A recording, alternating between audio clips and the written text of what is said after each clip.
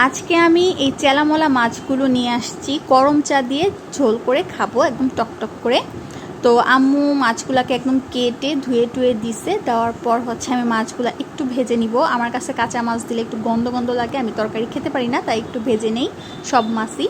তো তারপর একটা কড়াইয়ের মধ্যে তেল দিয়ে পেঁয়াজটাকে ভালো মতো ভেজে নিব। ভেজে নেওয়ার পর পরিমাণ মতো আদা রসুন বাটা দিয়ে এটাকে আবার একটু ভেজে নিব। ভেজে নেওয়ার পর সামান্য পরিমাণ একটু পানি দিব। পানি দেওয়ার পর মশলা হচ্ছে হলুদ গুঁড়া, মরিচ গুঁড়া, ধনিয়া গুঁড়া দেওয়ার পর মশলাটাকে ভালো মতো কষায় নিব।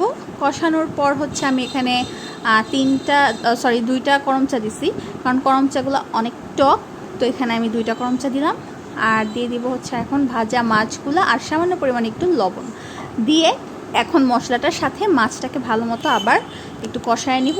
নেওয়ার পর এখানে আমি হচ্ছে 3টা কাঁচামরিচ দিব। আর হচ্ছে আম্মুর হাতে বানানোর ওই যে টক টমেটোর যে রসটা, ওইটাও পরিমাণ মতো দিয়ে আমি পানিটা দিয়ে দিব। পানিটা একটু পরিমাণে বেশি দিছি, কিন্তু আমি ঝোলটা অত বেশি রাখবো না, মানে মিডিয়াম রাখবো।